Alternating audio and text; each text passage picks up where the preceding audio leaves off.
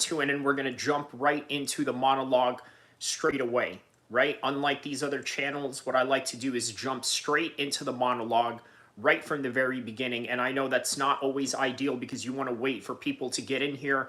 But if I got to repeat myself, so be it. And we are only in the microphone check. The microphone checking phase of the live stream right now. So in exactly 30 seconds.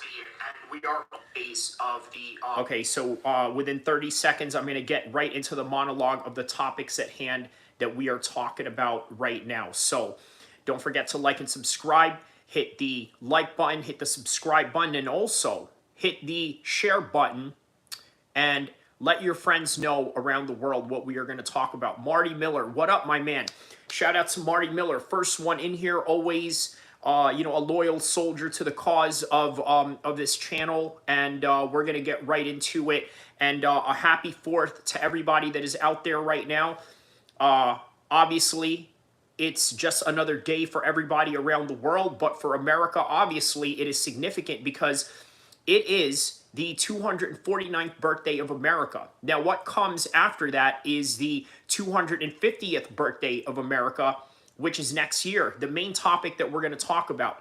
Big Ank MMA says hello. Hello, how are you, Big Ank MMA? Hello to Big Ank MMA. Hello to Marty Miller, 65.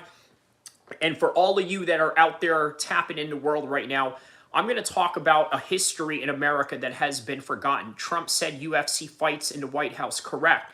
Main topic that we're going to talk about. Also, Chavez ties to the cartel. What is the reason behind his expedited process of his ICE deportation? We're going to talk about that. UFC 318, same day as Manny Pacquiao versus Mario Barrios. Also on that day, Undisputed championship boxing fight between Usyk and Dubois, all taking place on the same day. Big Ink says, I've been doing great celebrating 4th of July. Okay, very good, man. Very good. Very good. I know there's going to be a lot of people that are going to throw some fireworks out there, and you know there's going to be inherent danger involved in that. Speaking of inherent danger, let me talk to you about a lost history in America. First off, let's talk about Theodore Roosevelt and his love for Jiu Jit Su, okay, which, by the way, involved with the help popularized these martial arts in the United States.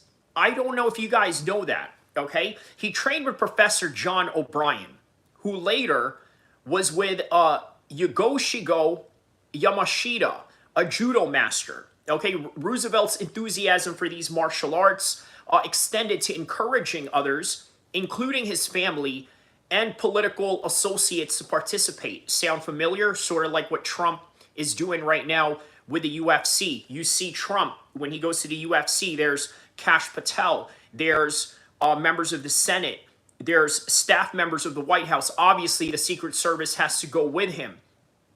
And then you got J.D. Vance along with him as part of that entourage when he goes to the UFC.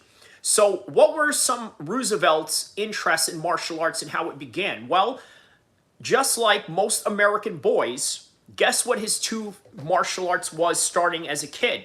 Okay, Roosevelt's interest in martial arts began with boxing and wrestling when he was a young man. And guess what the United States is very prevalent at, including mixed martial arts today. But prior to that, it was boxing and scholastic wrestling, which is everything that you see right now. So the jiu-jitsu training of Roosevelt was in 1902. Roosevelt began training in jiu-jitsu with Professor John O'Brien, who had experience in Nagasaki, Japan. By the way, shout out to everyone that is commenting at this point. I will read your comments as soon as I get done with this monologue. So please keep the comments going, and I'm going to keep the monologue going, and I will be reading your comments. I just didn't want to get off topic with what I was talking about, but shout out to everyone around the world. Hit the like and subscribe button. So here we go. So, 1902, Roosevelt began training in jiu-jitsu with John O'Brien, who had experience training in Japan. And this makes this guy a very credible martial artist to train who other than the President of the United States. Judo training. Later, he studied with Yugoshigo, a judo master who taught him 3 times a week. So, Roosevelt was training himself pretty well, right? 3 times a week, that's about the average of what most people who join MMA gyms train just about. If you're a pro, you obviously train more days than that, right? Or if you train in 3 times in that place or then within that coach, then you train in other places and maybe do other things such as weightlifting, functional lifting, or other means of training to get your stamina up, right? So, Roosevelt's popularization, okay? Passions for these martial arts helped introduce and popularize them among Americans. Okay, so as a prominent figure, the National Wrestling Hall of Fame recognized Roosevelt as an outstanding American for his wrestling and martial arts involvement. And also his endorsement, he famously stated that the art of Jiu Jitsu is worth more in every way than all of the athletics combined. And this is according to, the only source that we got out of this is of a quote in a Facebook, but we don't know if he actually really said this, and I really have to emphasize that. So, what is Theodore Roosevelt's legacy in the midst of now finding out that the UFC is going to hold its 250th birthday of America with a gift to the White House by having a UFC event there? Okay, well, Roosevelt's martial arts practice is seen as a testament to his strenuous life and philosophy. Because even Joe Rogan said it best, right? Joe Rogan said that martial arts is a vehicle to test your body. I'm obviously paraphrasing, right? But it is to test everything about your human will and instinct and durability, right? In other words, yeah, not giving up. Watch Clown Show says, deport Ali Abdelaziz. Well, there's a reason why he's not, but there's also a reason why Ali is not taking any overseas trips. So I don't know if that's because maybe he doesn't want to go there because maybe, nefarious things could happen, or maybe they have other agencies or governments out there in different parts of the world that may be after him. And yeah, are you the son of Sumachi? I don't know who that is, Denny the dog, but shout out to you on any regard. So understand, right? If you want to listen to that monologue that I just went on right now, rewind. I talk about Theodore Roosevelt's experience training in judo, jiu-jitsu, and boxing. And obviously, this is before Trump's grand idea of the current news that is happening right now with the White House hosting fights in America's 250th birthday, which is coming up next year. So Teddy Roosevelt understands the value of mixing different martial arts, and here it is. It is coming full circle now.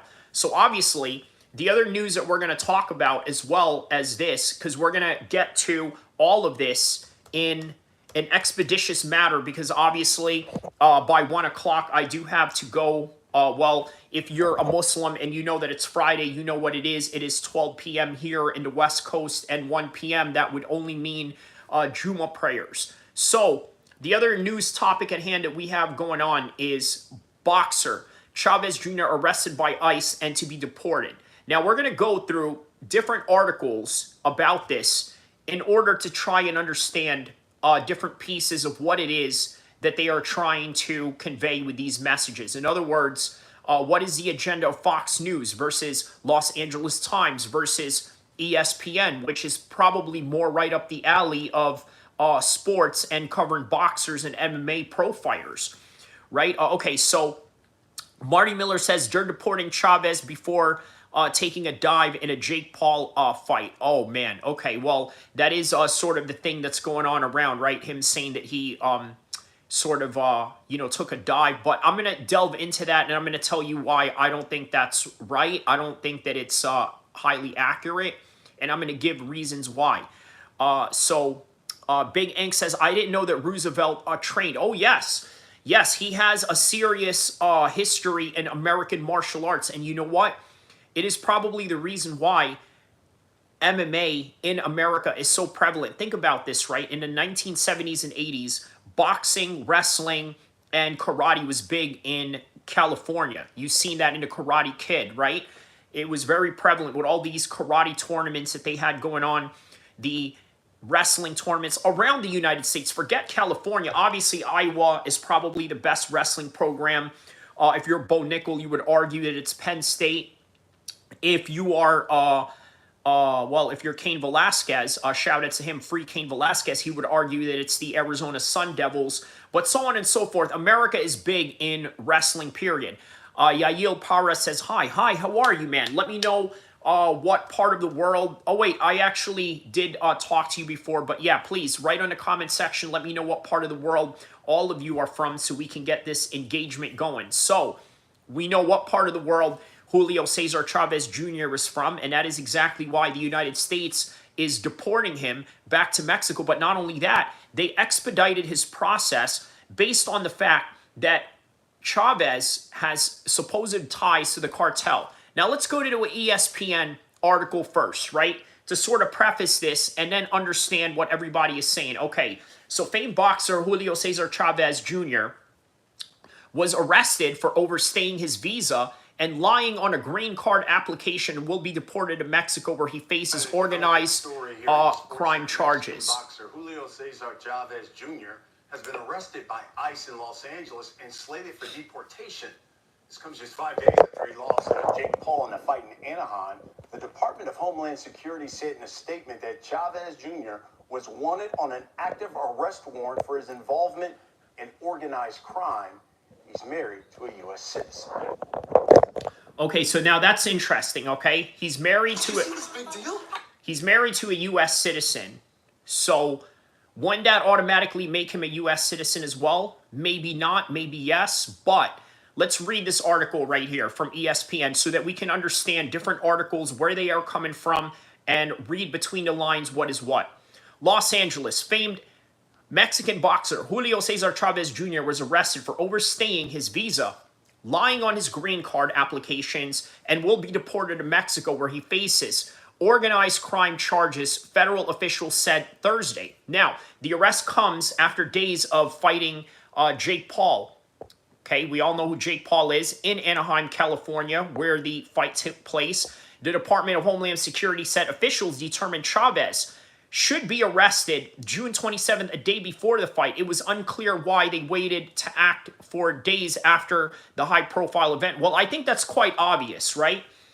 I think that, wow, come to think of it, maybe, I mean, they don't really care, but either way, I think there was a part of them that sort of wanted to see him get knocked out by Jake Paul, and that was probably going to be the reality of it. Look, guys, you need to understand, agents, federal agents, cops, and all these people, they are people too. So in other words, you see gangsters on the internet, YouTube, and all of that, right? Bloods, Crips, Essays, Norteños, all of that have YouTube channels. All these guys, they all want clout, okay? That is prevalent in the world of rap, entertainment, and podcasting. They want all of that. But you need to understand that cops are also in that same field as well in terms of gaining clout. You want an example of that? Take a look at Myron Gaines, former Homeland Security agent. Okay, now look at him, one of the biggest YouTubers in the world. Okay, now they want clout. They are federal agents. Yes, they live for the service of the United States and all of that, but we live in a capitalistic society where your name value means something if you are somebody. Okay, and what better way to do that than to get on YouTube and make prominence about yourself? And that's literally the reason why I'm on YouTube, right? I'm not going to make any bones about it. Like, I'm in YouTube because I want to be a YouTube star. I want to be one of the top guys in MMA streaming, and I work very hard to do it. I do my research. I perfect my articulation, my speech, and I increase my education, all for the purpose of becoming the best YouTuber in MMA streaming. Okay, that's all there is to that, right? But where was I going with this? Sorry about that. Okay, so okay, what I was saying is that yes, it is the federal agents that also want clout, because guess what? Look at Craig Caden, the guy who did the Tupac case. Okay, not only did he do the Tupac case, he did the Biggie case. And now he's in the midst of every story that involves death row, Puff Daddy, bad boy records, all of that, right? Because he's a cop who wanted a clout and wanted more out of his retirement that maybe LAPD was not going to give him. Federal agents like Myron are no different than that. No different than Officer Tatum. All these police podcasters that you see, no different than the gangster podcasters that you see on YouTube and right now, okay? That's really no different. All there is to it. So that is why they waited until they were going to postpone the event. I mean, why they waited to postpone the event of the raid and letting the fight go on rather than doing it on the 27th, which was the weigh-ins. They didn't want to do it then because guess what? If I was a federal agent and I didn't like Chavez, I think there was a part of me that said, maybe I'd like to see Jake Paul knock this guy out for good old USA, brother. Good old USA, good old Jake Paul, the great white American white hope hero, knocking out the evil Chavez from Mexico. That's probably the narrative that a lot of these guys have planted in their heads. But anyways, let's continue on with reading this article from ESPN, okay? Chavez, 39, was picked up Wednesday by a large number of federal agents while he was riding a scooter in front of his home where he resides in upscale Los Angeles neighborhood of Studio City near Hollywood. I know exactly where that is. Not too far from where I stay at every time I'm in Universal Studios. So according to his attorney, Michael Goldstein. Oh, what a surprise. His lawyer's last name is Goldstein, but hey, guess what? Listen, they are the best at it when it comes to law, and I'm going to tell you why, because in the Jewish traditions, they read the Torah, right? What is the Torah? It is the law of God. It is the Sharia of Allah, right? And a lot of Jews, and Muslims as well. That is why there's a lot of lawyers that are Arabs, as well as there are a lot of lawyers that are Jews, is because we grew up studying the law of Allah, which is the Old Testament, or in our case, the Quran, which we also hold relevance to with the Old Testament and the New Testament, as well as somewhat of a written, word of Allah, right? But neither here or there. It is basically because we study law. Okay, so moving on. The current allegations, according to Goldstein, are outrageous and simply another headline to terrorize the community, Goldstein says. So that is the argument from lawyer Goldstein. Let me read these comments before I continue on. Big Ink says, if this is what happened to Chavez Jr., what other boxers do you think have a part of it? In terms of what? Being part of the cartel, Big Ink MMA? Or do you feel that, what are other types of people that they want to tie into Chavez? Please elaborate on your question so I can, further answer it to the best of my ability. Alariza, how are you, my man? Is this U.S. situation is really bad as they say? Well, okay, so to address that, Alariza, and then I'm going to go into the topic with Chavez, right? Deporting all of these people, and then on top of that, the current big house bill that Donald Trump is putting up, I mean, it is going to shut down a lot of hospitals, and there's a lot of Republicans that are sort of okay with this, and a lot of them are okay with it because maybe they haven't felt the effects of having a hospital being closed down from them or near them or something like that. But rest assured, I just think that there's a lot of people that are making excuses for Donald Trump. And look, here's the thing.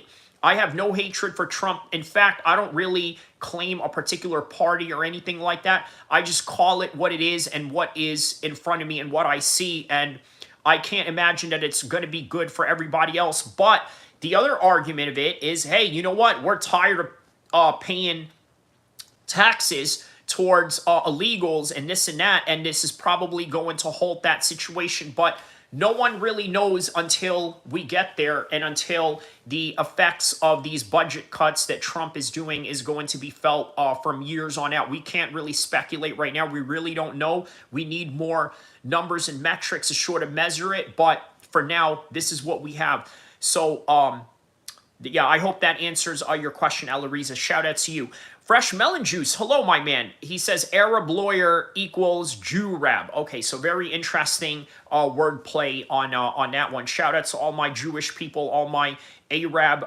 people, all my Muslim people around the world. By the way, happy Juma Friday prayers to everybody out there as we are celebrating our own day of Sabbath in Friday, right? So that's kind of how it goes.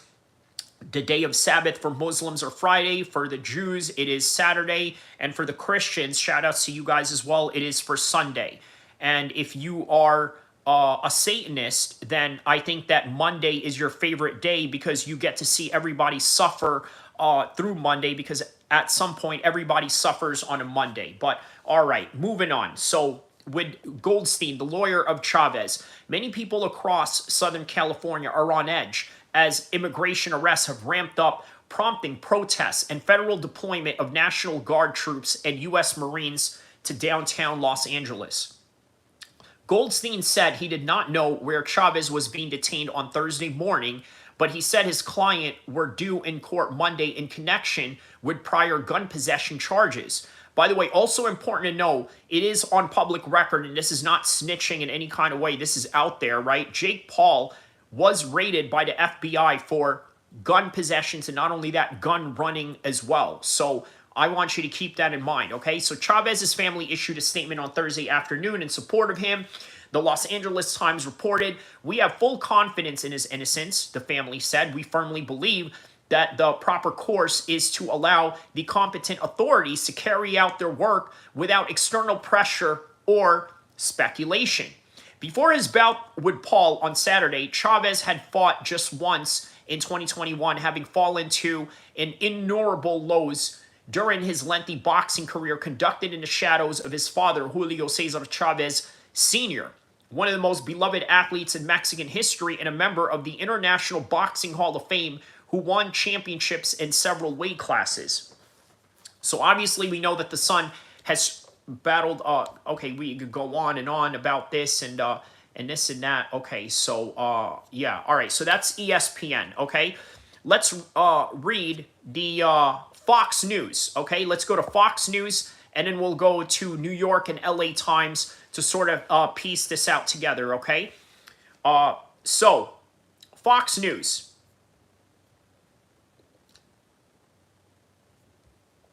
Let's hear what they have to, oh wait, hold on here.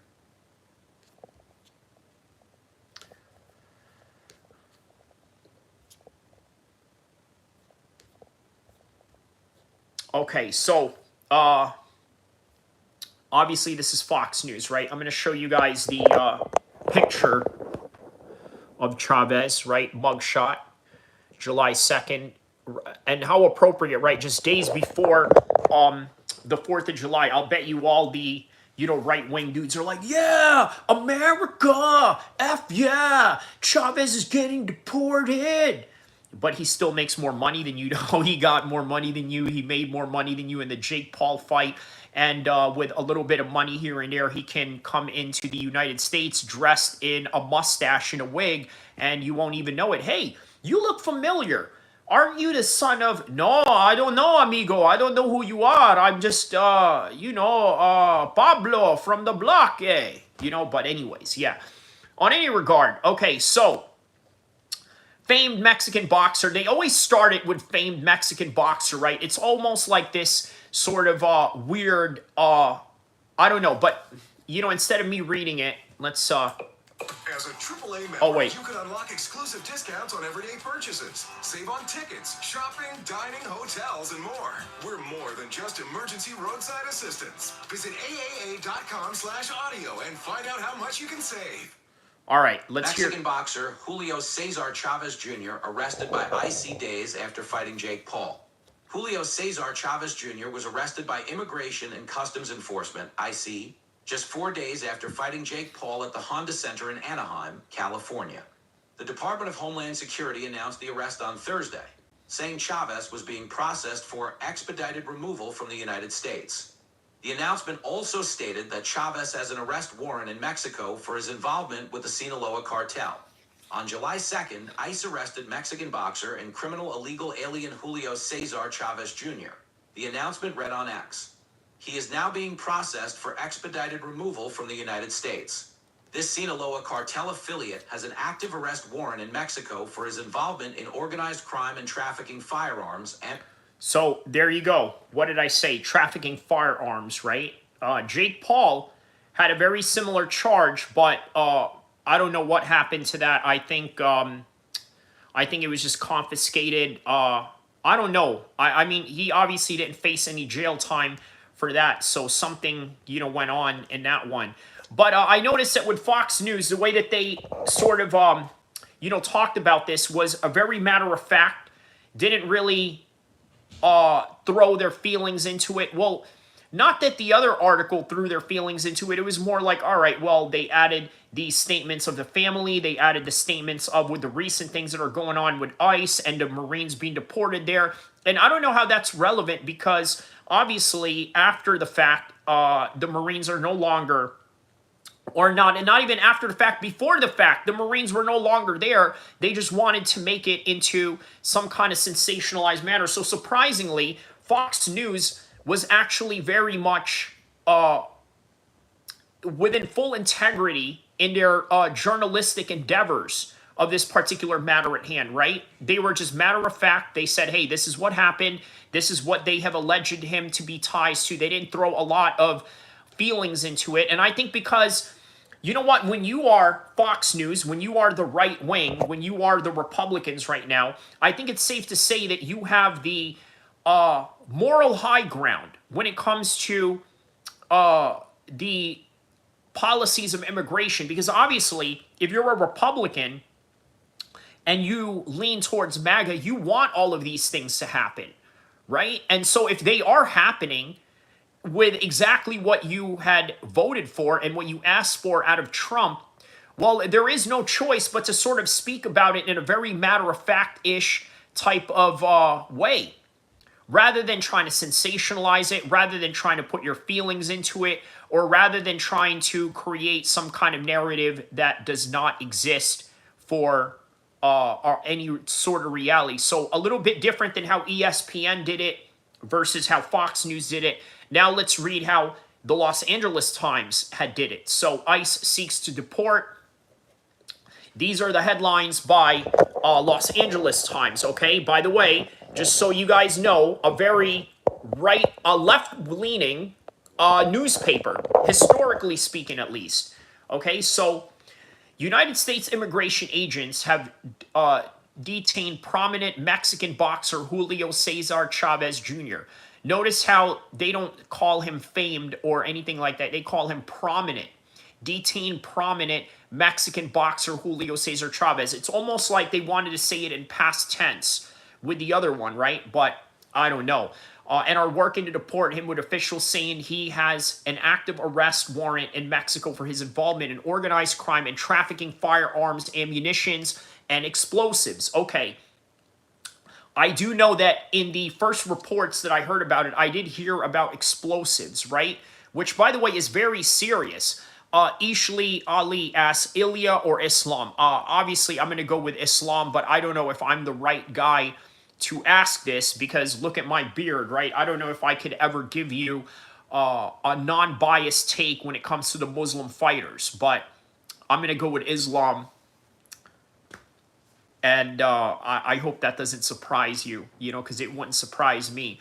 But just like if you're Georgian, I don't know if you're Georgian or not, but if you are, I think there's a great chance that you are a Merab and an Ilia Topuria fan, and I think that you would root for them in every fight possible. At least I would think so.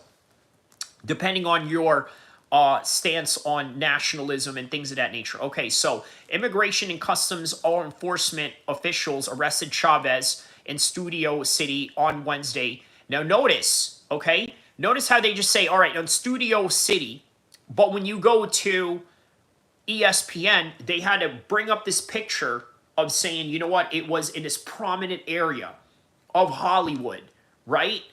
He was riding a scooter. Notice how they don't say any of that in Los Angeles Times, right?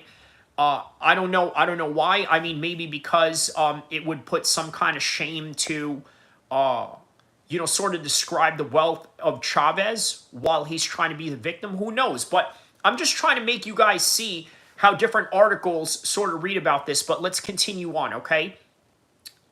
So, processing him for an expedited removal from the U.S. according to the Department of Homeland Security, which oversees ICE. Homeland Security news release said that Chavez had been flagged as a public safety threat.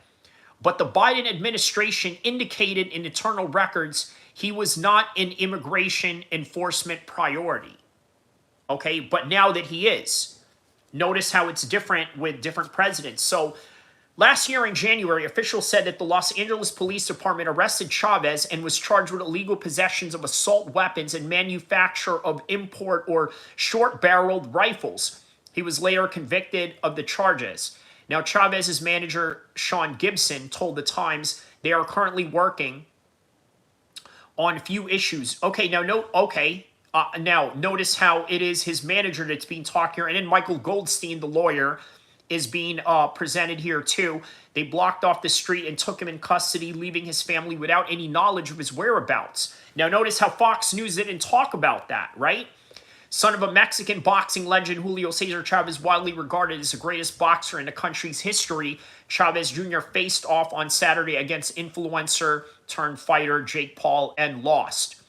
2 weeks before the Anaheim bout against Paul, Chavez held a public workout in Maywood where he spoke to the Times. He revealed that one of his trainers had skipped the training sessions out of fear of immigration enforcement. Wow.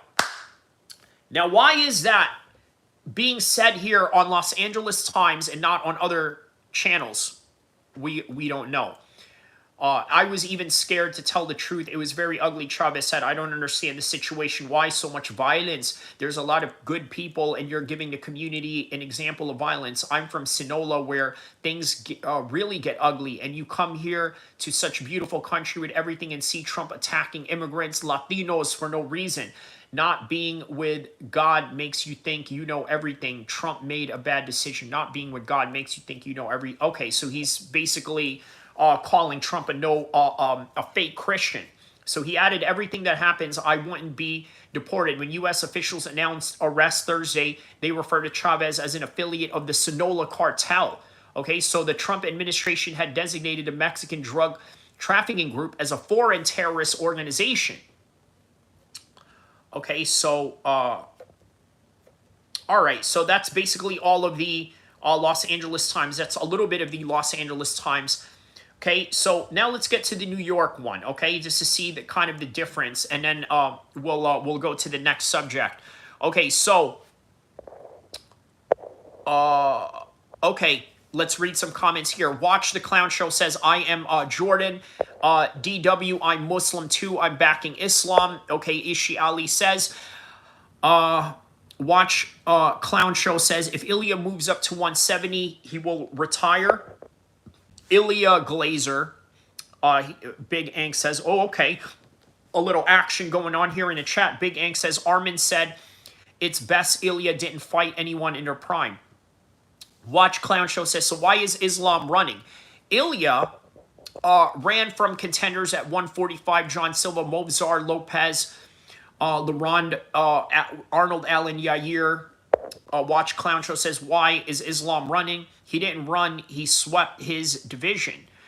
Big Ank says, Ilya didn't defend against lots of contenders. Watch Clown Show says, when Ilya moves up to 170, what will Islam's excuse be then? Rhett Knows MMA. Shout out to Rhett Knows MMA. Even Joe, I don't know who's Joe. Rhett MMA says, Ilya is my GOAT. He'll never lose. He'll retire as the GOAT. That could be a possibility. Okay, so back to the New York Times. Actually, no, there is no New York Times article in this. You got to pay for it. I'm not willing to do that, but okay. Let's, yeah, man. So, okay, I think that's the point that I just really wanted to make you guys understand, is that there's just a different ways of how they are communicating this particular story, and I'm sort of showing you guys the difference with that, right? So, obviously, now we talked about Chavez, his ties to the cartel, the reason behind his expedited process on deportation, and now let's talk about UFC 318, since we're in this mode of talking about Islam and Ilya. Obviously, Ilya just coming off of his win, UFC 317, and now we got UFC 318, Max Holloway versus Dustin Poirier, BMF title, Dustin Poirier's retirement fight. He's going to have Lil Wayne walk him out, and then on top of that, On that same day, you got Manny Pacquiao, 46 years old, taking on Mario Barrios, and also the Undisputed Heavyweight Championship boxing fight between Usyk and Dubois. That's what we got going on here. Islam is not ducking, just like John ran from Tom. Watch Clown says, people said Powhatan was unstoppable.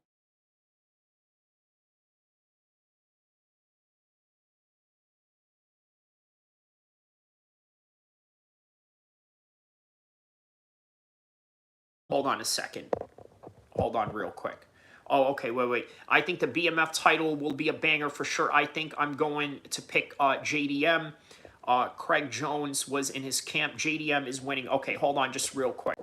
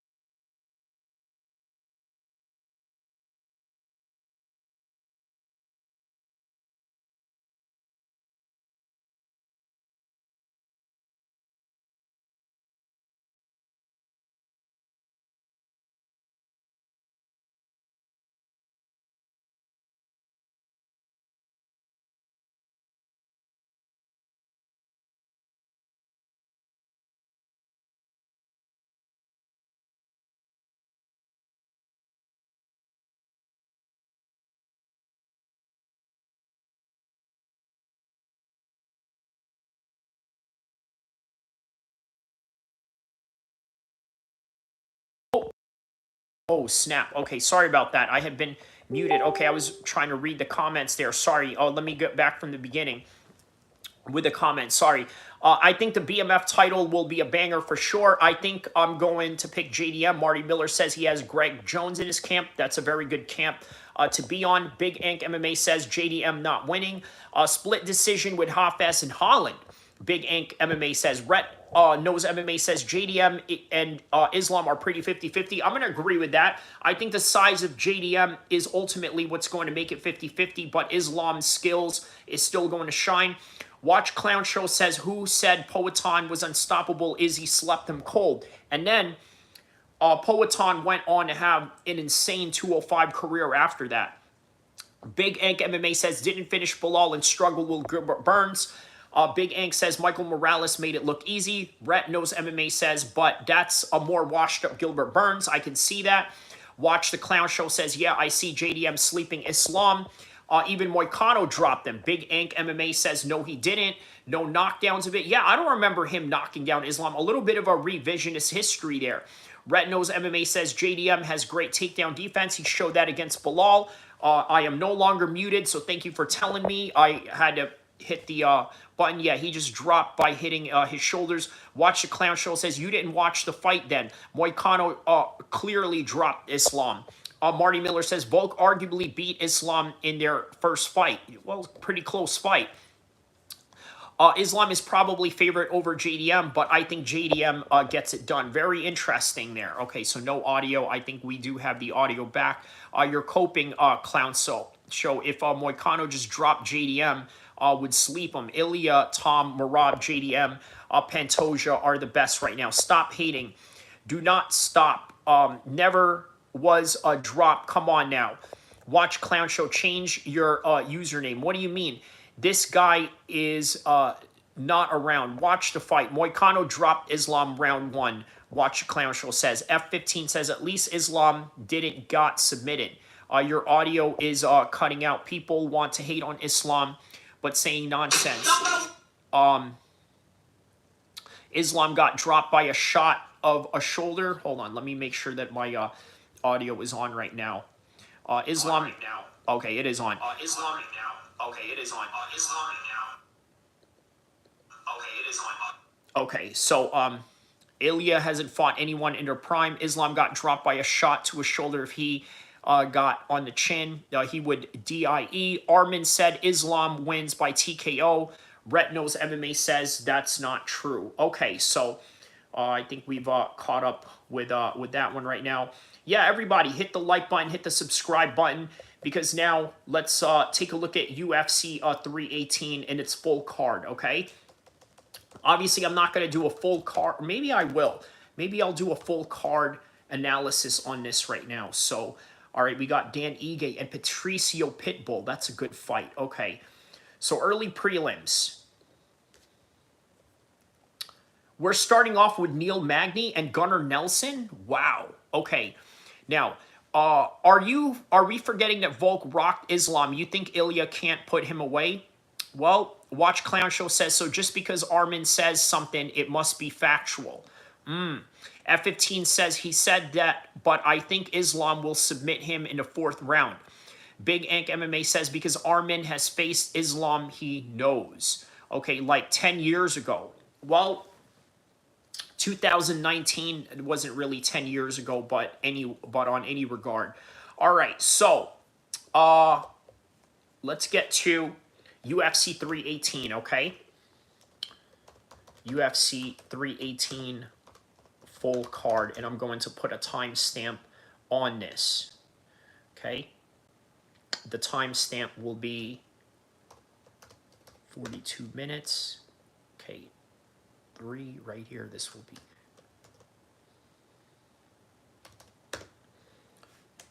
34 minutes, okay? All right, so we got a little timestamp going on here. Armin is not Nostradamus. Armin predicted 9/11. Oh my goodness. Rhett Knows MMA says Islam is way open into getting a hit on him. Just saying Ilya would most likely put him away. Watch the Clown Show says Armin predicted the sun would rise today. Ah, okay. Well, I guess that makes Armin a genius, right? If Armin and Patty beat Topuria, then Islam better. No? Watch the Clown Show says Armin predicted it would be a hot summer. All right, so we're going to get to the full cards right now in exactly 30 seconds. So please excuse me if I don't read your comments from here on, but I will read your comments as soon as I'm done with the full card prediction. So here it is. One last final comment that I'm going to read, and then I'm going to let you guys talk on the chat, and I'm going to read the chat after. So just keep that in mind.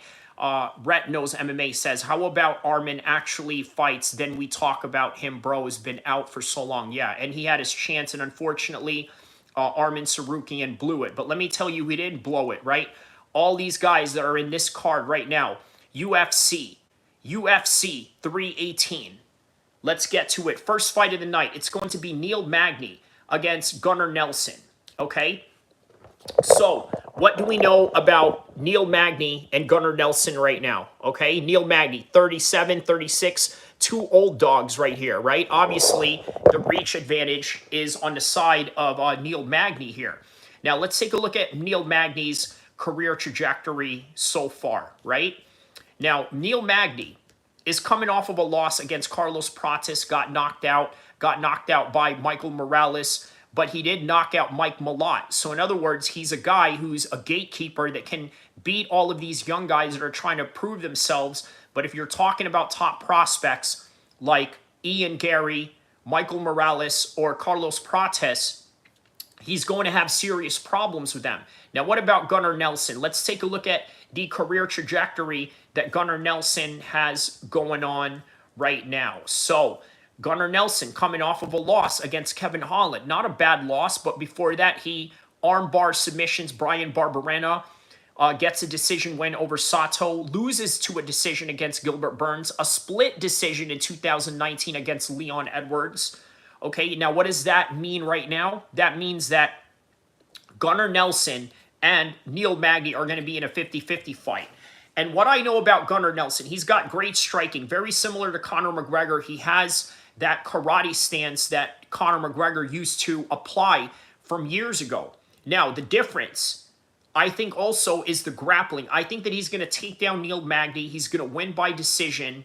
And as a result of that, I think that Neil Magny is going to suffer another decision loss. He's not going to get knocked out, but he will suffer a decision loss. Next fight coming up, we got Carl Judas versus Nicole Kalari. Okay, so Carly Judas has 4-2 record, 8-3 versus Nicole. Okay, Nicole's 28, Carly's 26. Okay, but Carly has a huge height advantage, but has a 50-50 record. Now let's take a look at Nicole, where her fights have been. By the way, guys, I will get to your comments, so please stay tuned, okay? Because I will read all your comments once I get through these fights. So I'm going to tell you who I'm going to go for in this fight, okay? I'm going to go with Nicole Kalari by a decision. It's a women's flyweight fight.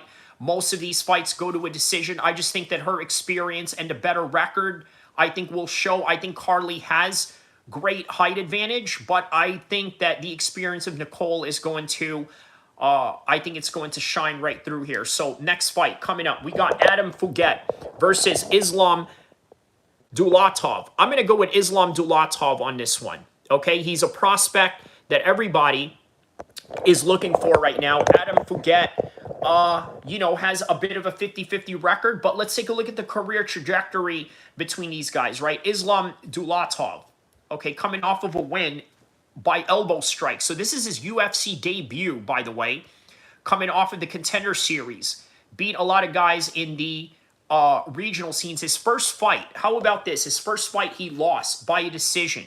After that, submission, submission, knockout, TKO, TKO, submission, submission, TKO, knockout by elbow in Contender Series, now in the UFC.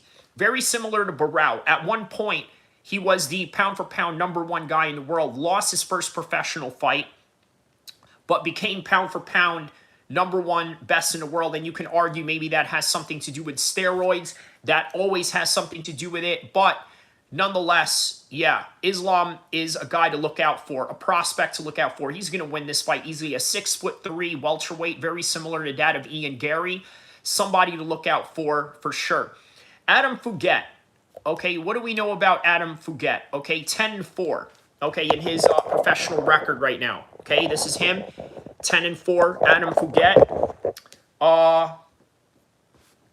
Coming off of a win against Josh Killian. Split decision, by the way. Gets guillotine choked by Mike Malott. Gets knocked out by Michael Morales. Gets guillotine choked by Nick Maximov. By the way, that Russian who trains with the Diaz boys. You know who I'm going to go for in this one? I'm going to go with Islam Tudorov, okay, by rear naked choke. And I think that he does it in the second round. So that is my official prediction for Islam Dulatov and Adam Fuget, okay? I'm going to go with Islam by decision. Okay, so Jimmy Crute versus Marcin Pachuro. You know who I'm going to go for straight off the bat with this one, right? I think I'm going to go with Jimmy Crute. Okay, I think Jimmy Crute is ever improving. Okay, he's at the right age. Marcin is 36 years old. Not really that old for the light heavyweight division, but I think you'd want to go with Jimmy Crute on this one. And let's figure out why, okay? Let's take a look at Marcin. Okay, so Marcin, coming off of a loss against Modestas Bukauskas. Okay, Modestas Bukauskas is pretty elite. He's submitted him with a triangle. Vitor has submitted him with an arm triangle. He's been knocked out 3 times before. I think he's here to be hit. He's absolutely here to be hit. Not saying that Jimmy Crute is not here to be hit, but let's take a look at the career trajectory of Jimmy. He's got a draw against Rodolfo Balajo in 312, UFC 312. Before that, gets submitted by Alonzo Menifield. Has a draw against Alonzo Menifield, gets knocked out by Anthony Smith and Jamal Hill, but also has a win over Modestas Bukauskas. So this is a 50-50 fight, but I think that his striking is going to be a lot more prominent here. I think that he's going to be very well disciplined in his striking, and I think that he's going to outbox Marcin, and I think We're going to go with a 3-round decision for Jimmy Crute by 3-round decision. Yeah, outboxing him from pillar to post from round 1 to round 3. Moving on with the fight. We got in the early prelims, Ikram Ali Askarov taking on Bruno Ferreira. Very interesting matchup, 50-50 fight. Ikram Ali Askarov, obviously, he loses to guys that are top of the level, right? Top of the class. But what about Bruno Ferreira? Let's take a look at his career trajectory right now, right? Very perfect career trajectory for him to be in if he wants to fight these big fights, okay? So where is Bruno Ferreira's stats right here? Let's go with Sherdog. By the way, guys, I will be reading your comments, so stay tuned, okay? Is this Bruno Ferreira? What is this? This is him? No, this is not him. Hold on a second here. Where is this Bruno Ferreira guy? They don't have any stats on this guy whatsoever. Okay, so 5'10", 185 pounds, middleweight. So 313, he beat Armin Petrosian. Very good win on that one. Abus Magomedov, he loses that one. But then we go with Ikram Ali Askarov, who, by the way, has fought some of the best guys in the world already. At literally 32 years old, has fought the best in the world. Andre Muniz knocks him out in the first round, gets knocked out by Robert Whittaker. Flying knees and finishes Warley Alves. Has a win over Phil Haas. Has a loss over Khamzat Chimaev. So he only loses to the best. Look, I see him getting a 3-round decision on this one as well. Right, 3-round decision on this one. All right, bantamweight division. We got Kyler Phillips taking on Vicinias Oliveira. Another 50-50 fight. Okay, this is a 50-50 fight right here. Once again, all right? Let's take a look at the career trajectory of Kyler Phillips. Okay, so Kyler Phillips, prior to this fight, he had a loss against Rob Font by decision. Before that, decision win over Pedro Munoz, decision win over Rohani Barcelos, has an armbar submission over Rojo, gets a split, a majority decision loss against Pava, gets a win. He's got a win over Song Yadong. Okay, so Kyler Phillips is not to be played with. Vicinias Oliveira. Okay, let's take a look at his Tapology page. 23-3, very experienced fighter. Okay, the experience in his fights. So we got Saeed Nurmagomedov. He's got a win over him. Very good win. Ricky Simone. He's got a win over him. Again, another 50-50 fight. You know who I'm going to go for with this one?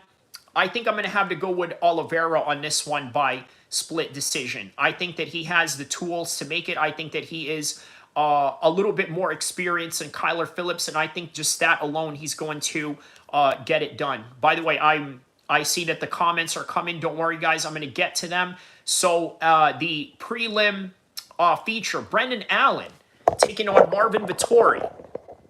Okay, so Marvin Vettori, 31. Brendan Allen, 29. You know what? I'm going to go with Marvin Vettori on this one. I know that Marvin Vettori is a little bit wild, sometimes a little bit untechnical in the way that he throws his strikes. But, man, when he decides he wants to be technical, it reminds me a lot of Robbie Lawler, right? Robbie Lawler had this problem where he was a bit of a bomb thrower, right? A flamethrower and what have you, right? But then when he started sitting down on his shots, right, instead of going full automatic mode, right, full burst mode in his gun, he decided, you know what, let's flip the switch on that a little bit and do semi-automatic, just take my time with my shots. Next thing you know, he becomes an elite fighter. I think that is no different with Marvin Vettori. Brendan Allen as well, very technical, right? Has great striking, black belt in Brazilian Jiu Jit Su. Has a loss over Anthony Hernandez. Anthony Hernandez is looking good right now. Nasruddin Imavov loses to him. So he lost to some top guys, has wins over Chris Curtis. He's got a win over Paul Craig, Bruno Silva, Andre Muniz, Christoph Jotko, Sam Alvey, who now is the karate combat champion of the world. He actually rear naked choked him. He did lose to Sean Strickland back in 2020. So I'm going to go with Marvin Vettori by decision on this one. I think these guys are going to have a very slow pace in this fight. I think that they're both going to try to slow it down. Marvin is especially going to slow it down. I could see him being very careful in this fight, and it's going to bring out the technical side of him. So, yeah, final prediction on that one, Marvin Vettori by decision. So, as we move on, how about this? More bangers, okay? Michael Johnson versus Daniel Zellhuber. Okay, the Mexican-German. Obviously, that's a very German name, but he fights out of Mexico. Once again, this is a classic matchup of gatekeeper versus up-and-comer. You know what this reminds me of? This reminds me of when Michael Johnson fought Khabib. And here he is, still in the same position, right? Fighting a man who is trying to be the next Khabib in the lightweight division, that in Daniel Zellhuber, right? So with a 50-50 record that Michael Johnson has, obviously it is no wonder why he's still fighting these top prospect guys. Never really had the championship run or a contending for a championship or anything like that. But let's take a look at the career trajectory of Daniel Zellhuber, which, by the way, this is a classic case of the up-and-comer taking on the veteran such as Michael Johnson. Gets a split decision loss over Esteban Rabocic. That was fight of the night. Keep that in mind, okay? But before that, hasn't lost. The only losses that he's had was to a decision. Whereas with Michael Johnson, this guy has been slept. He's been submitted. He's lost to a lot of decisions. And he's only 39 years old. And by the way, still fighting for money, by the way. Check out the interview that he has where he says that out of all the years that I've been fighting for the UFC, this is all that I have to show for it, which kind of gives you a glimpse of fighter pay. Michael Johnson has a win over Ottoman Azatar back in December. Prior to that, gets a decision win over Darius Flowers, nobody really known. Gets knocked out by Diego Ferreira. Split decision loss against Malarkey. After that, gets a win over Mark Diakase in 2022. So, yeah, once again, 50-50 record, right? And I told you guys he's fought Khabib. He's got a notable win over Dustin Poirier where he knocks him out. But guess who's on top of the card and who's had a better career?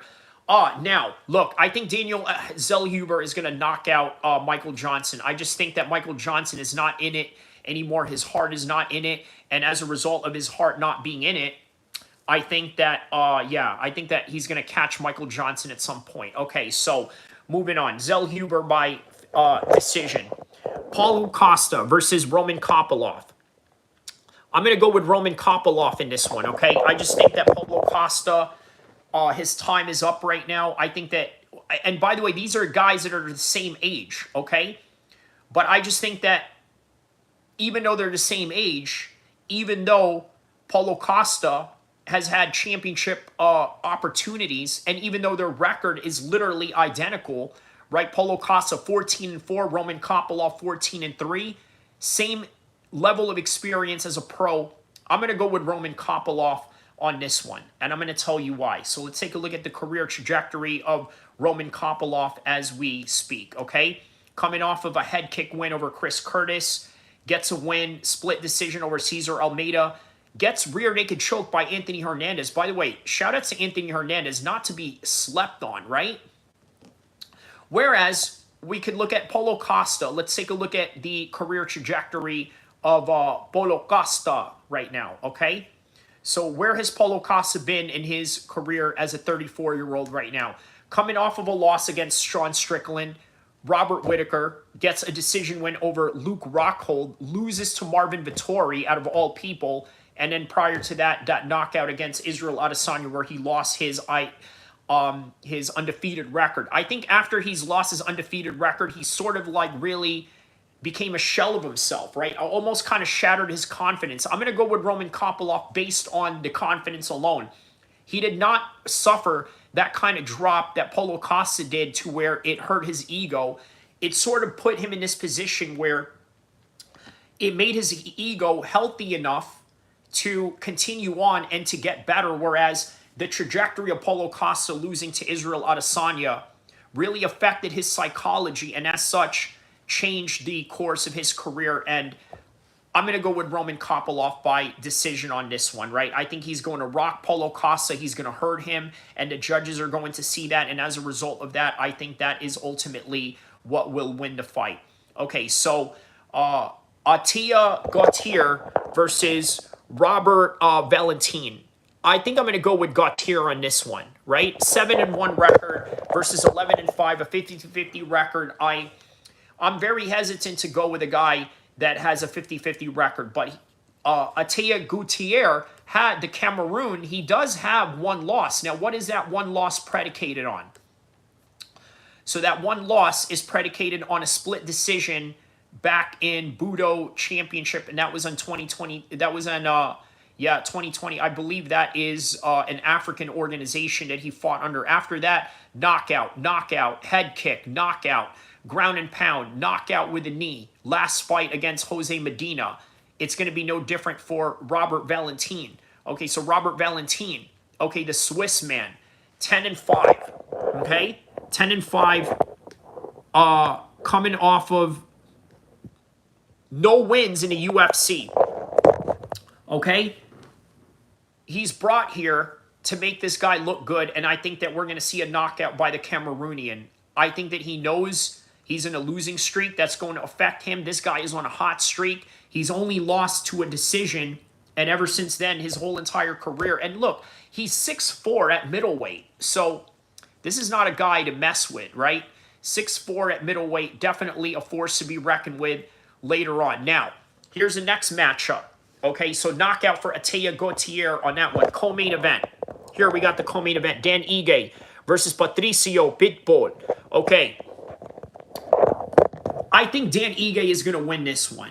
I know that Patricio is the guy who has had a great career in Bellator. By the way, just coming off of a loss. Okay, so this is the way that they reward him after that UFC loss. They give him another tough UFC outing in Dan Ige. Now, he lost to Yair Rodriguez. Is anybody surprised? Yair Rodriguez is UFC caliber. But guess what? So is Dan Ige.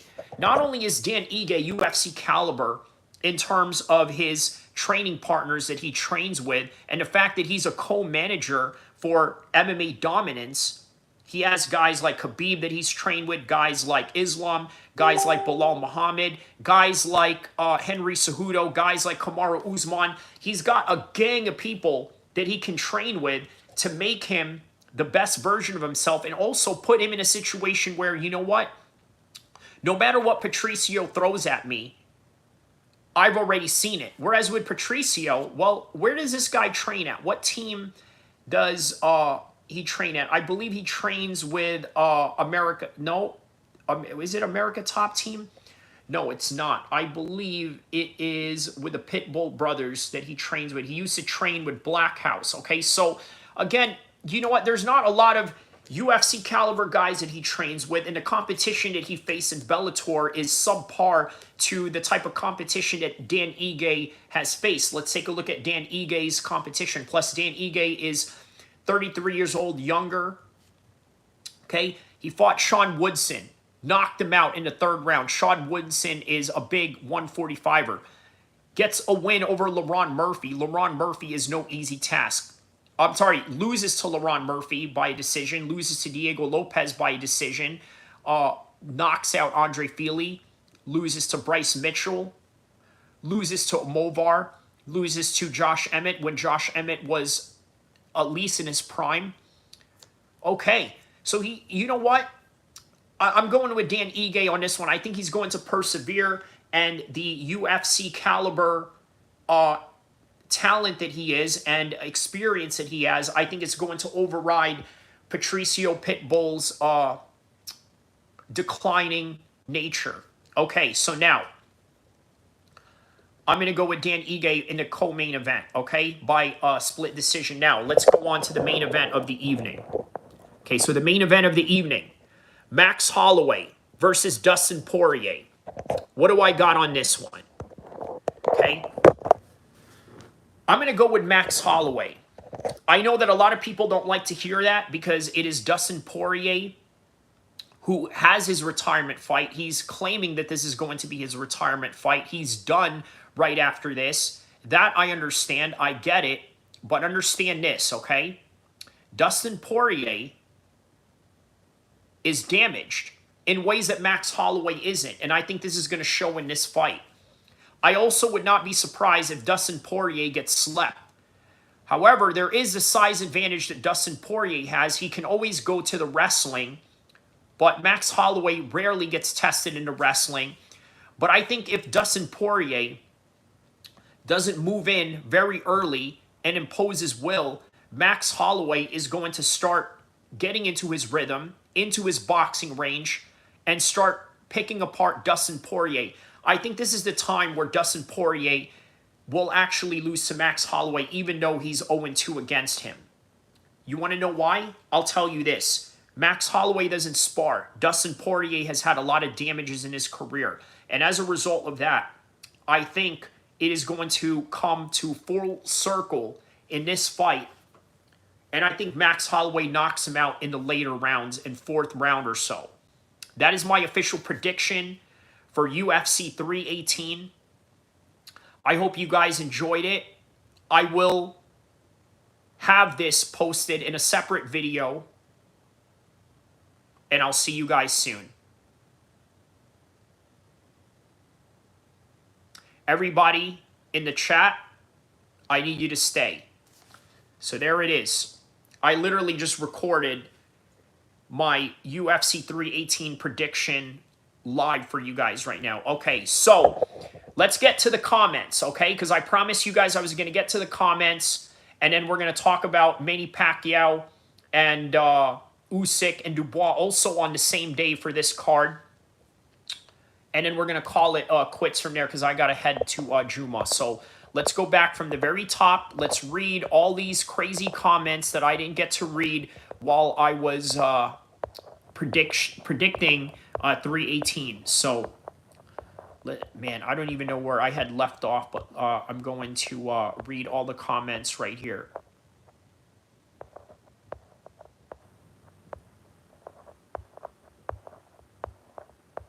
Wow, okay, man.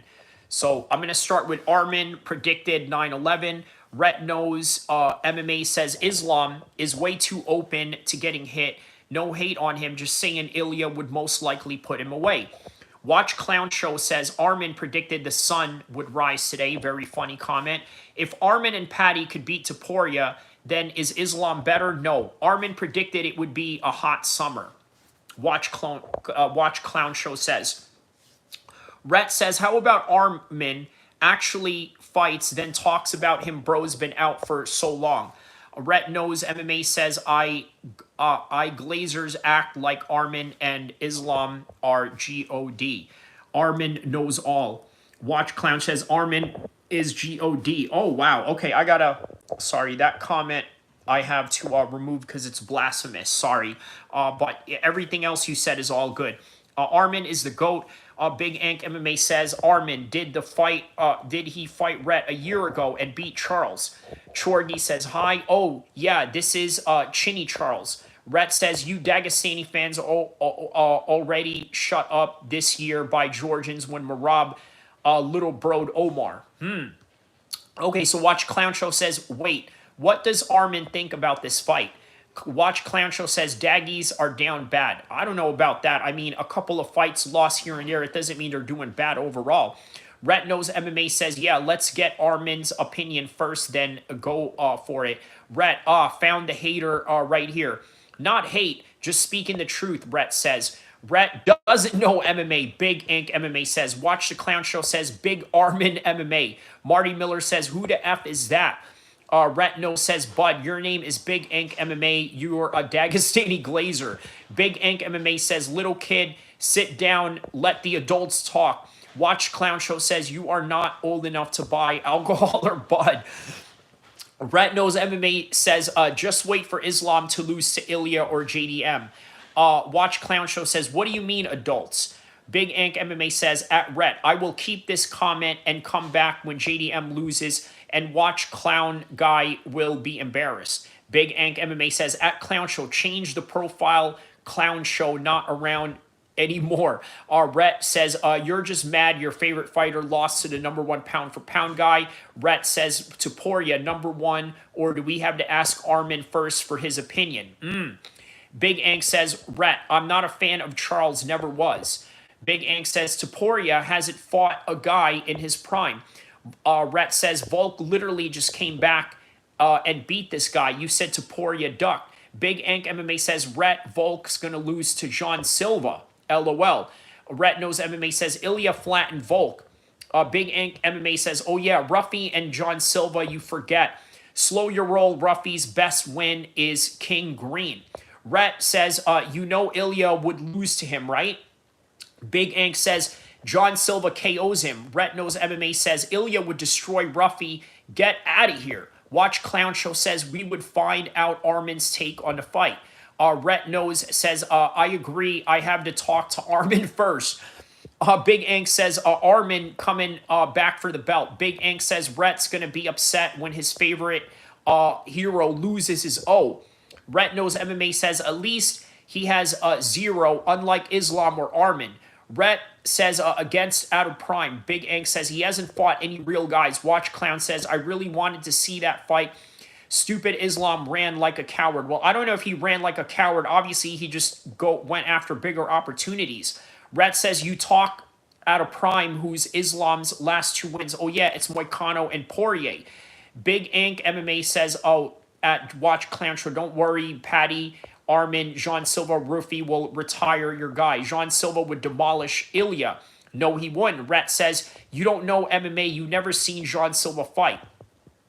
Watch Clown Show says, I hope the fight comes. Islam just retires instead of wasting our time like John did. I've seen all of Silva's fights, Rhett says, even his debut against Wilson. Big Ank says, tell me how he won, Rhett. Big Ank says, how did he win his fight? Rhett says, KO and sub. Big Ank says, there you go, point proven. Watch Clown Show says, Adrian Martins got KO'd too.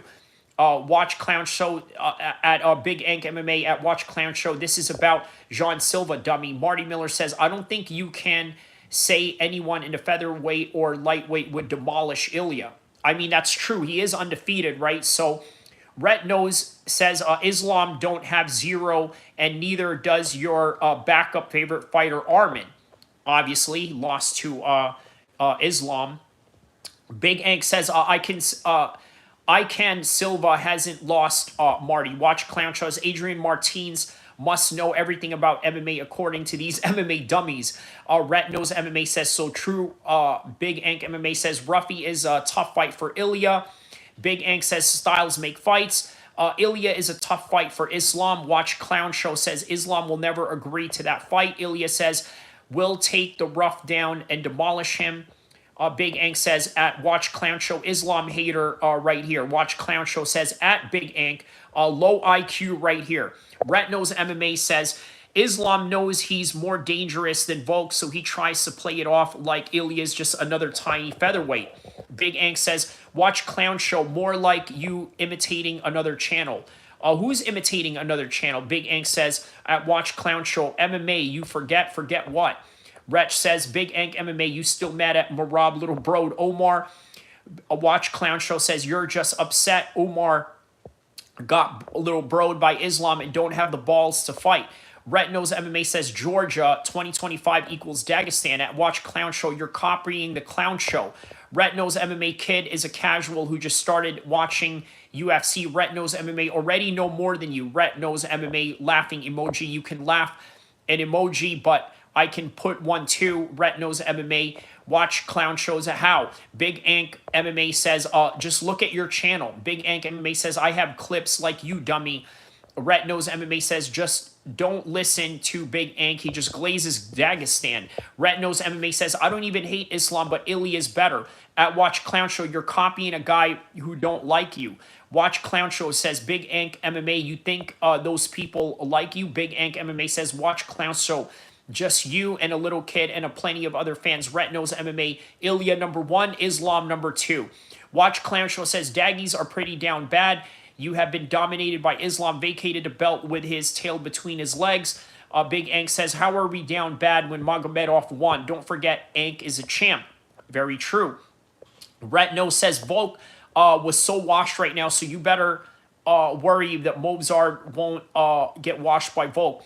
Jean Silva's going to KO Rat, LOL. Big Ank MMA, I already told you Volk is losing the belt soon. Watch Clown Show says, Islam will never agree to this fight. Watch Clown Show says, never. Big Ank says, at Watch Clown Show, I bring up something, you bring up Islam, your opinions don't matter.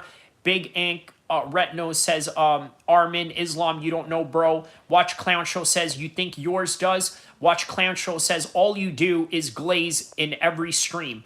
Watch Clown Show says, save the comment, Islam will never, ever agree to fight Ilya.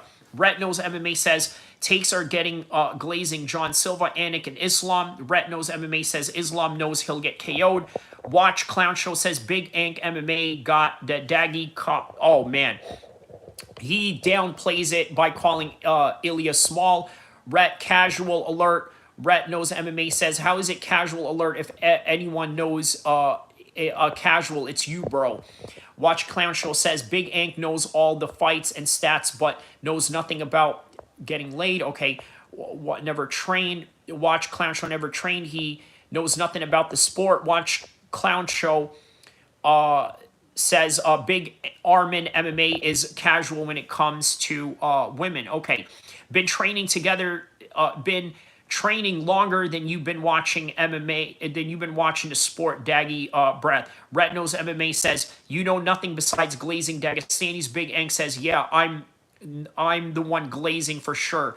LOL, you're glazing Ilya. Watch Clown Show says, you're obsessed with hating on another man. Retno's MMA says, good to see you recognize your glazing. All right, so now I've finally caught up with the comments there.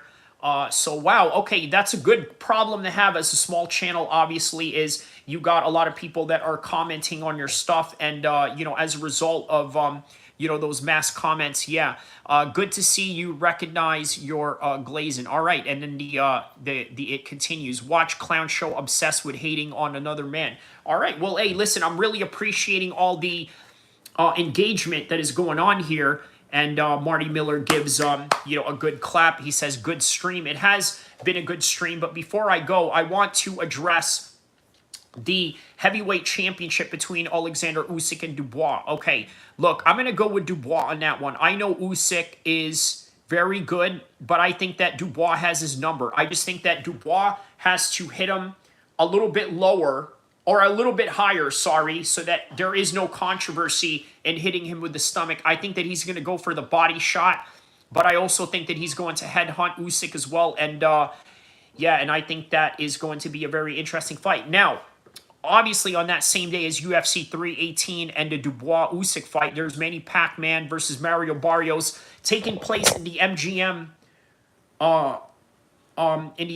arena in Las Vegas, right, where Floyd and Manny had fought each other, because that was before they had the T-Mobile Arena.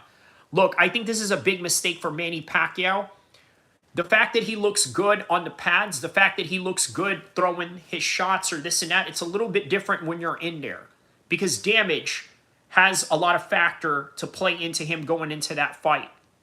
The age, okay, the fact that he's a speed and power type of fighter, and he relies on that, is going to be a problem with somebody like Mario Barrios, who's a little bit younger, taller.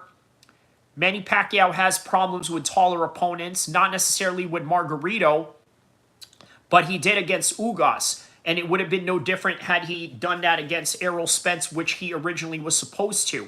But all right, with that in mind, guys, let me read the last of these comments, and I'm going to head out from here. It has been a very good stream. I'm going to pin that comment by Watch Clown Show. And by the way, I really enjoy the engagements that you guys had, by the way. I think that is very important to have on the stream. Good, friendly debate.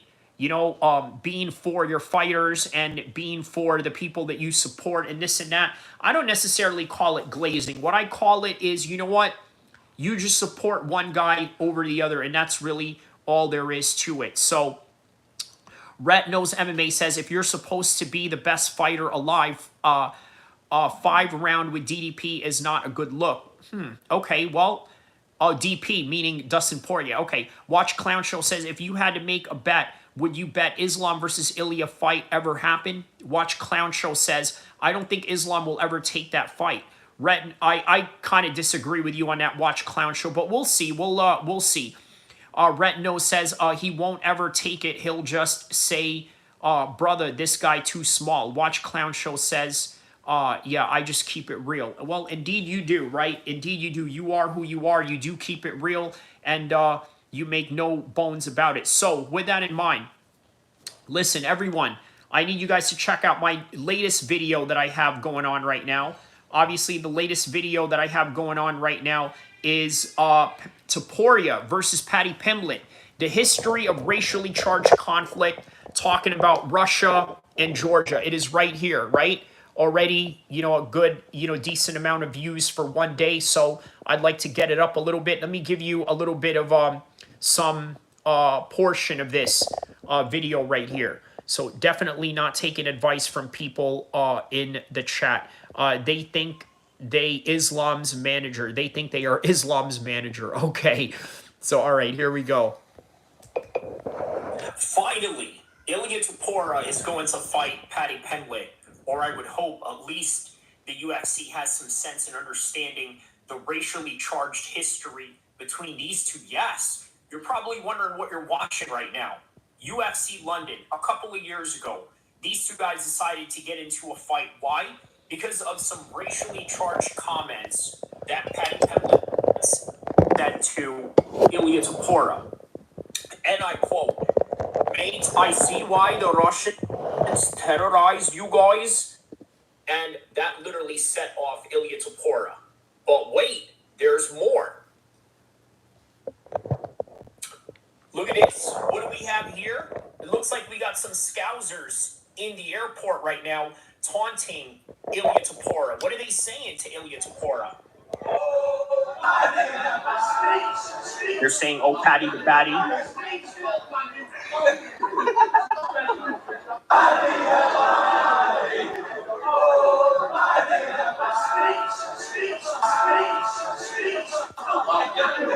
Can you imagine? These are Paddy Pimblett supporters. What are they saying to him? And look, there's this kid right there. Wait, no, that's not his kid. That's somebody else. Sorry. Either way, imagine if his family was there while getting harassed by the supporters of Paddy Pimblett. Georgia and Russia. Yes, I truly see Russia as Georgia's eternal enemy. Russia is an enemy to me, and not a brother.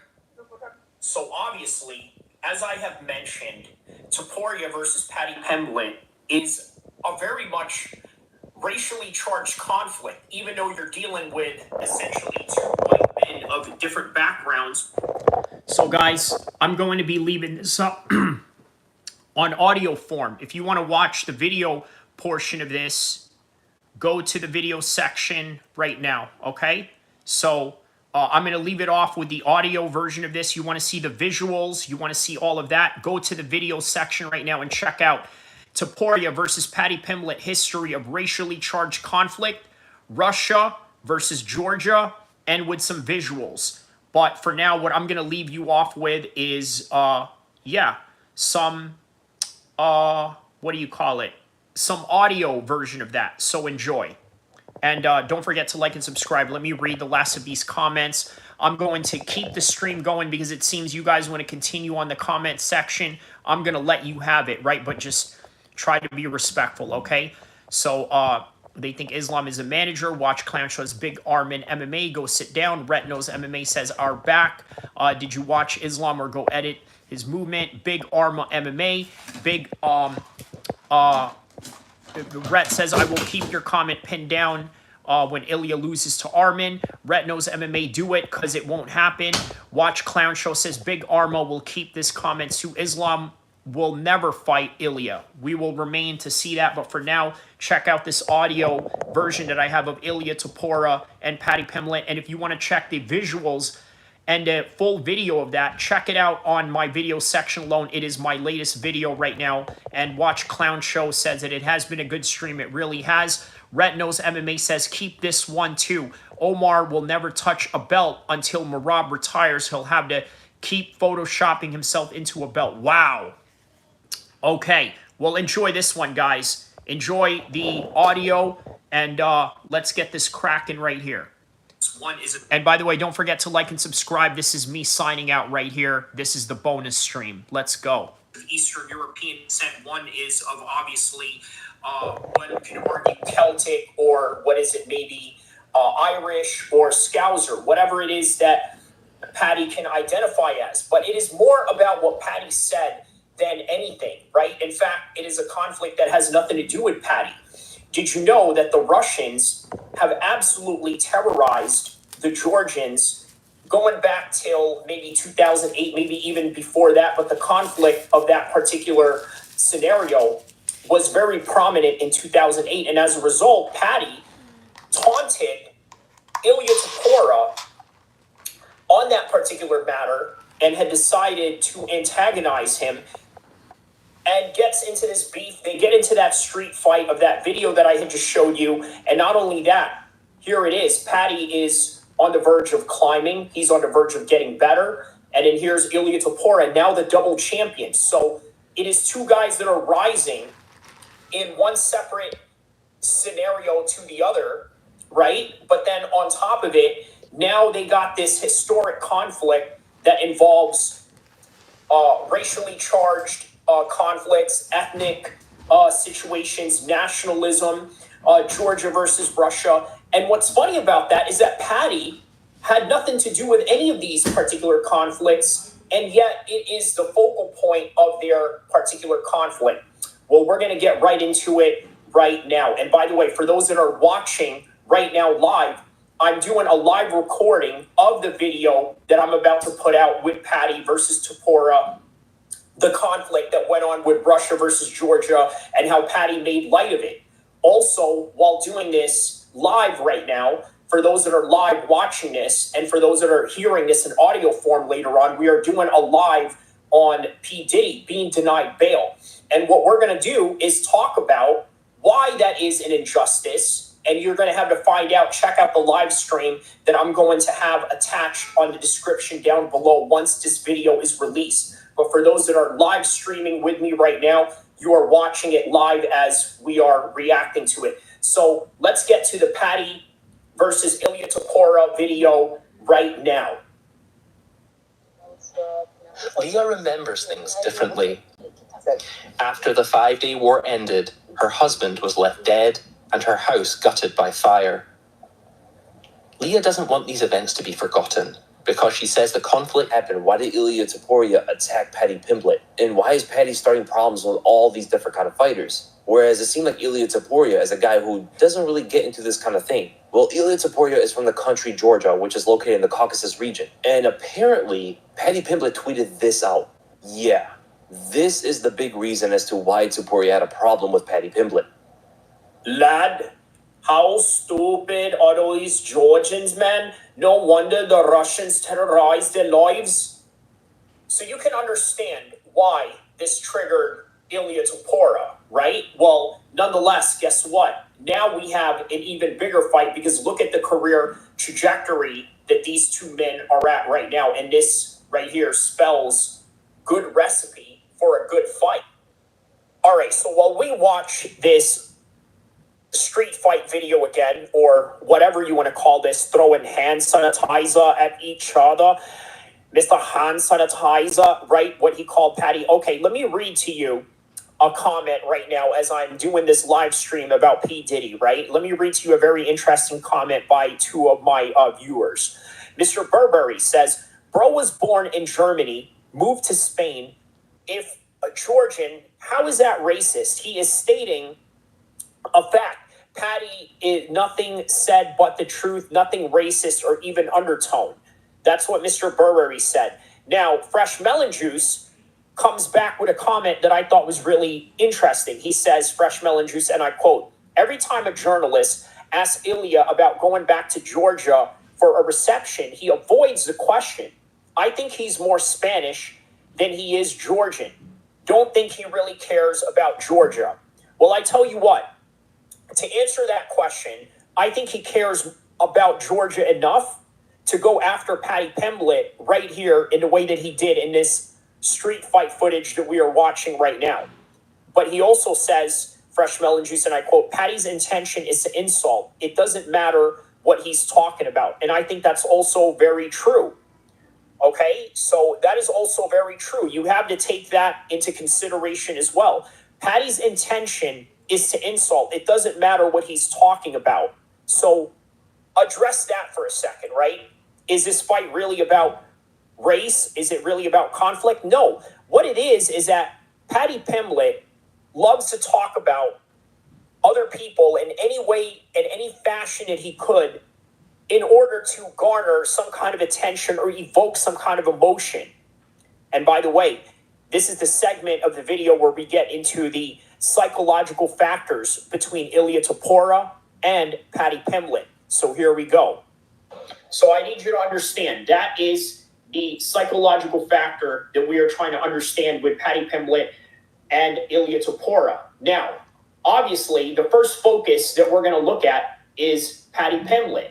Okay, the combat psychology that we're going to break down before these guys walk into the cage, if they are going to walk into the cage, or if that is even a possibility as we are shooting this in the middle of or the beginning of July 2025. But anyways, what we know about Paddy is that he is a jokester. He likes to say things in a low-hanging fruit manner. He's trying to garner your attention. He's trying to evoke emotions out of you, right? And he's going to do it by any means necessary. And by the way, unfortunately, the means and the way that he's trying to get under the skin of Ilia Topuria is using an event that is, quite frankly, very tragic for his people. Now, we all understand the psychology of Paddy Pimblett, right? He likes to be the everyday man. He likes to be the guy that, gains weight in between camps. He says that he doesn't like to have a six-pack in between camps. Now, what kind of crazy thing is that to say?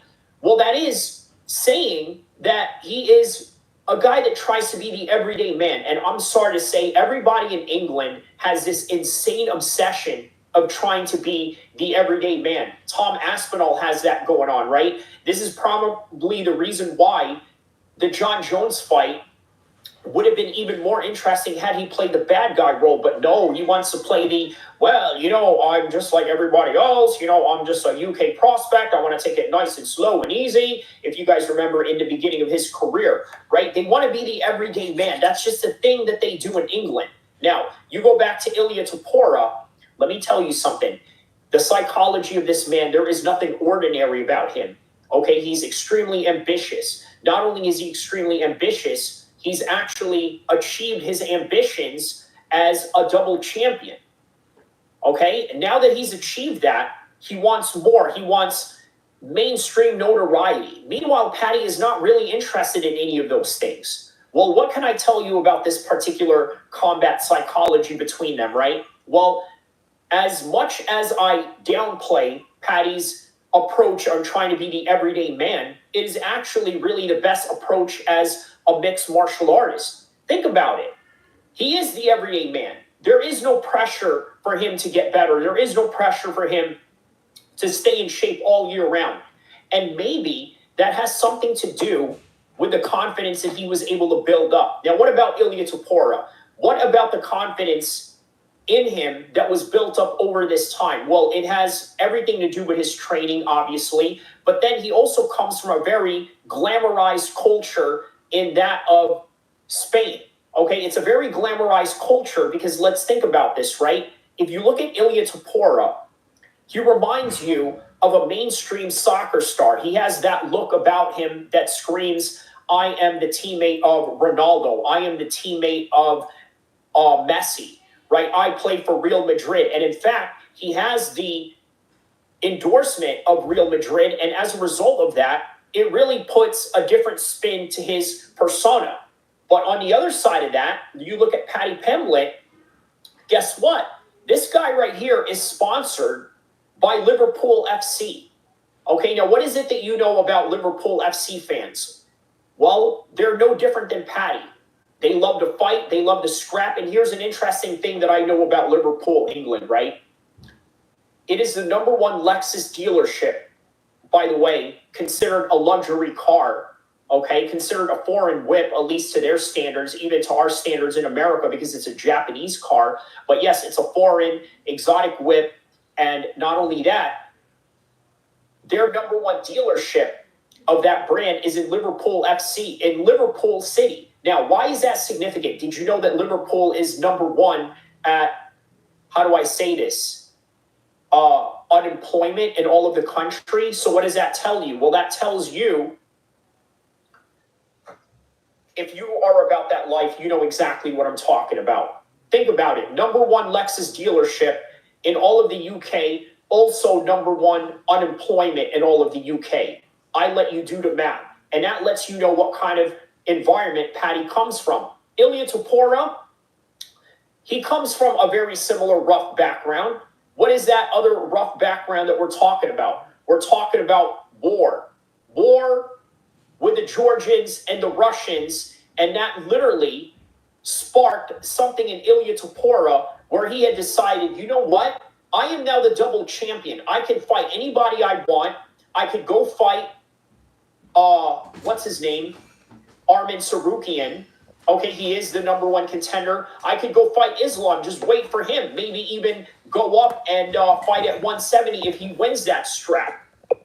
But he decided he's going to go after Paddy Pimblett because of what he said. And you want to know how serious that is? I need you to listen to this right here. All right, so if you want to see, the rest of that, go on to my video section, as I told you guys, right? On the video section, Topuria versus Paddy, history of racially charged conflict between Russia and Georgia, to give you a perspective of why Ilia Topuria was so offended by Paddy Pimblett. So if you reach this portion of the live stream, obviously this is the bonus section where I could go anywhere from 5 minutes to 50 minutes. I'm probably not going to go too long with this, but I'm going to leave it off with this as a little bit of a life lesson, right? Okay, so in the beginning of the stream, we talked about the White House looking to present a UFC event for America's 250th birthday. With that, I also talked about Chavez, his ties to the cartel, and his reason behind the expedited process of ICE deportation. We also had an Ilia Topuria versus Islam debate amongst the chats, which was great for the engagements. UFC 318, we talked about, okay, and the full card analysis that I gave you on that. Same day as Manny Pacquiao versus Mario Barrios, I gave you an opinion on that. Also, the Undisputed Championship between Usyk and Dubois, I gave you a prediction on that. Fresh Melon Juice says, did you guys see Moicano imitating Strickland? It's hilarious. Man, let me tell you, that guy Moicano definitely knew how to get out of his shell and make a great market of himself in his fight career. So shout out to him. And impressions is one of them. Something he probably learned from MMA Guru, or obviously MMA Guru is one of the best impressionists and impersonationists in the game.